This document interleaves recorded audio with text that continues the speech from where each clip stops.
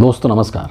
इतिहास के अंदर हम सभी ने ये पढ़ा है कि बिहार के अंदर आरा ज़िले में एक वीर पुरुष हुआ करते थे, बाबू कुंवर सिंह, जो कि 80 साल की उम्र में अंग्रेज़ों से, ब्रिटिश हुकूमत से लोहा लिए थे और उनको धूल चटा दिया था।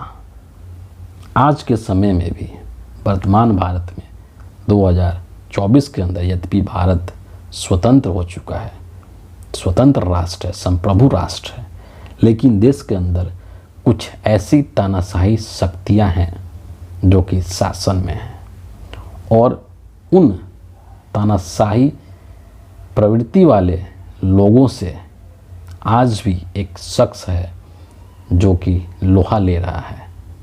उसी तरीके से बुजुर्ग तकरीबन 80 वर्ष की उम्र हो चुकी होगी या एक आध साल अधिक ही हो रही होगी। मैं बात कर रहा हूँ कांग्रेस के राष्ट्रीय अध्यक्ष मल्लिकार्जुन खड़गे से। इस उम्र में भी जो ऊर्जा का परिचय वो देते हैं तमाम रैलियों में, वो बहुत काबिल तारीफ़ है। जिस उम्र में लोग घर बैठ जाते हैं, उस उम्र में वो उसी जोश के साथ, उसी जुनून के साथ आए दिन नरेंद्र मोदी के ऊपर हमला करते रहते हैं, नरेंद्र मोदी को सवालों के कटघरे में खड़ा करते रहते हैं।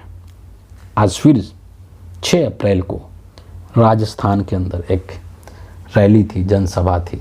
उस रैली के अंदर मल्लिकार्जुन खड़गे तो मौजूद थे ही, इसके अलावा श्रीमती सोनिया गांधी जी भी थी, प्रियंका गांधी भी थी।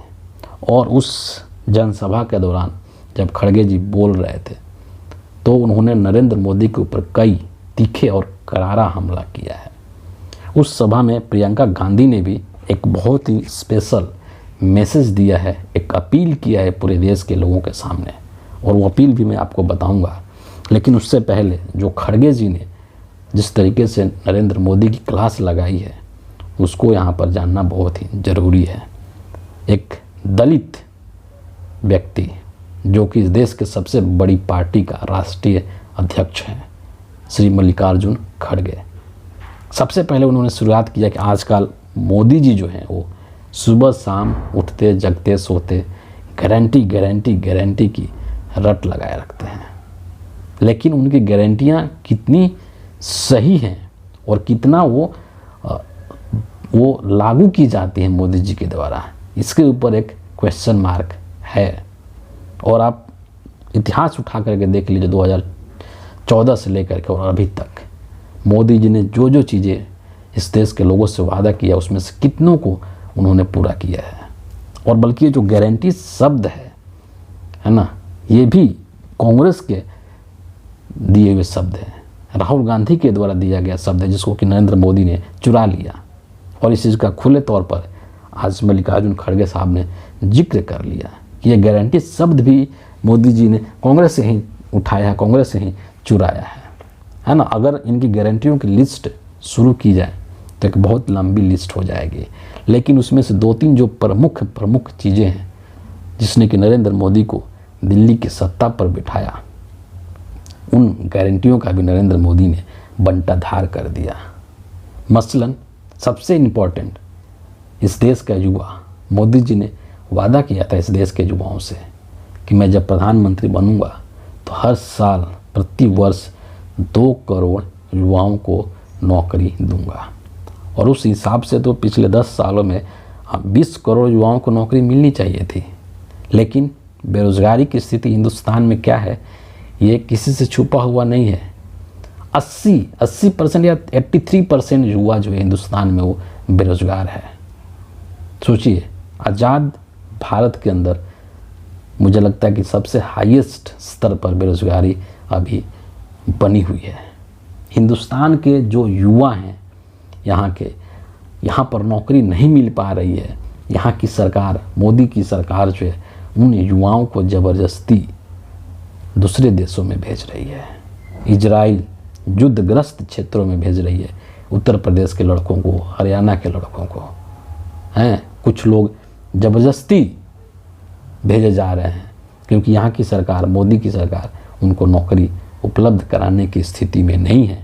और उल्टे बेशर्मी आप देखिए, कि एक तो नौकरी नहीं दे रहे हैं, और मोदी जी उल्टे क्या बोलते हैं कि आज का जो युवा है वो किसी से नौकरी मांगता नहीं है बल्कि नौकरी देने वाला बन गया है। अरे भैया, जिसके पास खुद के खाने कमाने के लाले पड़े हैं वो दूसरों को नौकरी कहाँ से देगा? सोचने वाली बात है। खड़गे जी ने इसको लेकर के बड़ा प्रहार किया। काला धन को लेकर के मोदी जी ने कहा था कि काला धन में भारत का जितना भी पैसा है जो स्विस बैंक में जमा है और दुनिया के अलग अलग हिस्सों में ब्लैक मनी के रूप में जमा है, जब मैं प्रधानमंत्री बनूंगा तो उन सब काला धन को वापस ले आऊँगा, और जब वो काला धन वापस आएगा तो 15-15 लाख रुपया तो यूं ही सबके खाते में मिल जाएंगे। कितने लोगों के खाते में 15-15 लाख रुपया है? जला यहाँ पर हाजिरी लगा देना, है ना। किसानों को लेकर के मोदी जी ने वादा किया था कि किसानों की आय दोगुनी कर दूंगा, किसानों को एमएसपी की कानूनी गारंटी दे दूंगा। और जब किसान एमएसपी की कानूनी गारंटी मांगने लगे तो उन किसानों के ऊपर मोदी जी रबर बुलेट चलवा रहे हैं, सड़कों पर कीले ठुकवा दिए, उनके ऊपर आंसू गैस के गोले छोड़वा रहे हैं। तो किस तरह की गारंटियों की बात मोदी जी करते हैं और किस मुंह से करते हैं, ये बड़ा ताज्जुब वाली बात है।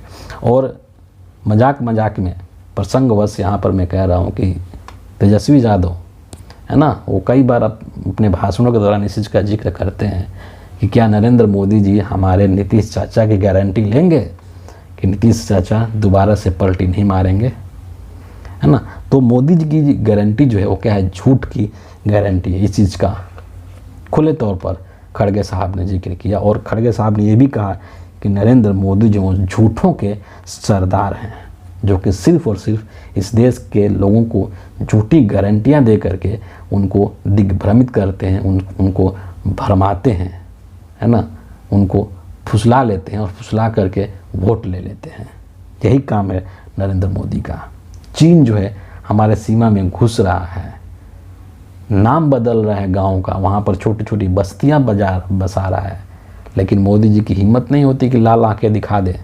हैं, अभी कहीं भाषण दे रहे थे कि हम लोग घुस करके मारते हैं, तुम्हारे घर में घुसा पड़ा हुआ है चीन, लेकिन एक शब्द नहीं निकलता है नरेंद्र मोदी के मुंह से। और निकलता भी है तो क्या निकलता है कि ना कोई घुसा है, ना कोई घुसा था, ना कोई घुसेगा। किस बात का डर है?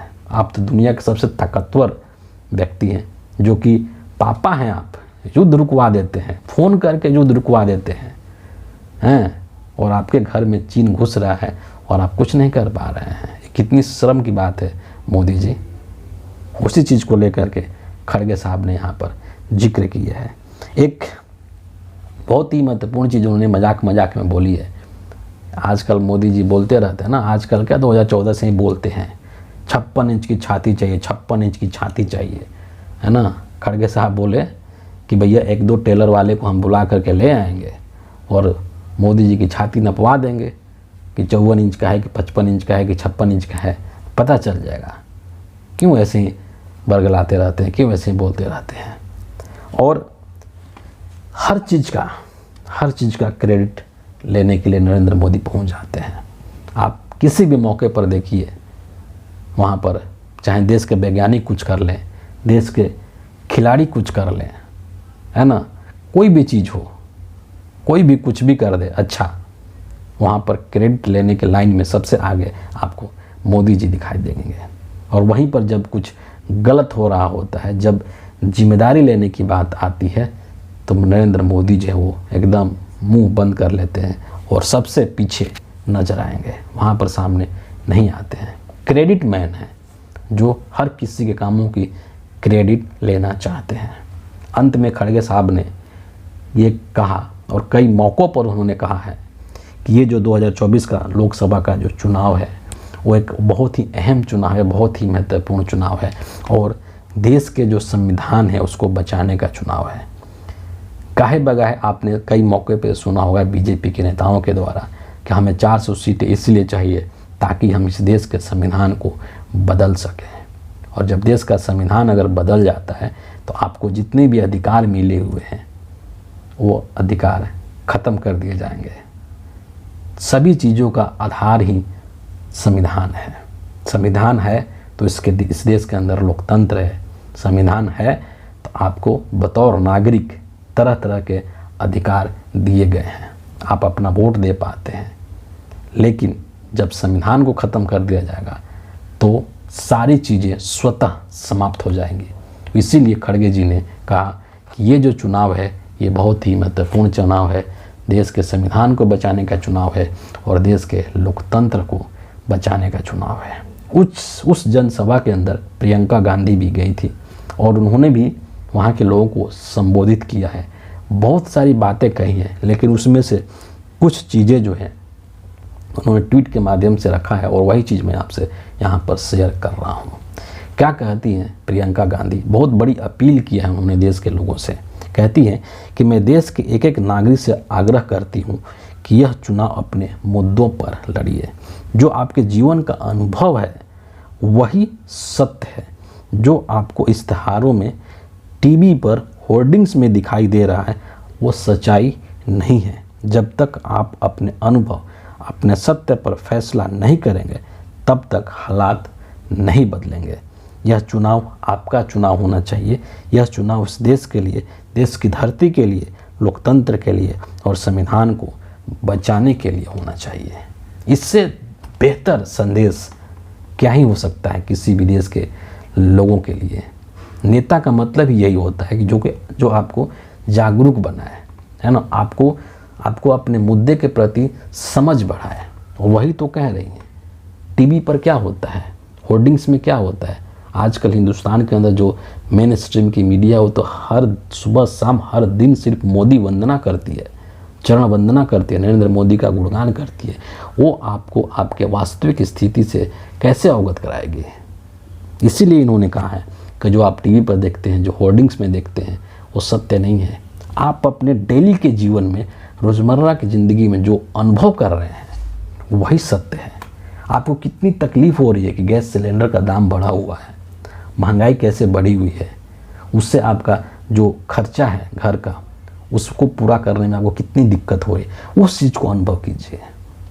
बेरोज़गारी की स्थिति कैसी, आपके घर में जो बच्चे हैं पढ़ लिख गए हैं लेकिन उनको नौकरी नहीं मिल रही है, वो नौकरी के दर दर भटक रहे हैं, उस चीज़ को अनुभव कीजिए, उस चीज़ को रियलाइज़ कीजिए। नरेंद्र मोदी के होर्डिंग्स और भाषणों पर मत जाइए कि हिंदुस्तान का युवा नौकरी मांगता नहीं है बल्कि नौकरी देने वाला बन गया है। उसी चीज़ का अपील यहाँ पर प्रियंका गांधी ने किया है। लोगों को जागरूक करने का अपील है, लोगों को एक जन जागरण का अपील है कि आप जागरूक बनिए, अपने मुद्दों के प्रति सचेत होइए।